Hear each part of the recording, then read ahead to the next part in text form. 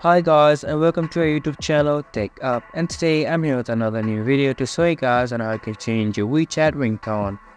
To do so, first of all, just go onto your WeChat and log into your account, and after logging into your account, go onto the Me, which is on the bottom right side of the screen. After that, go on to settings. Here you can see an option for message notifications. Click on it, and now an option for ringtone for incoming calls is on the bottom of the screen. Click on it and you'll be able to change your ringtone from here. Just click on to change, and now you can search any ringtones or select the ringtones that is available for you to change on WeChat. And that's how you can change WeChat ringtone. This was for this video, and I hope you guys find our video helpful.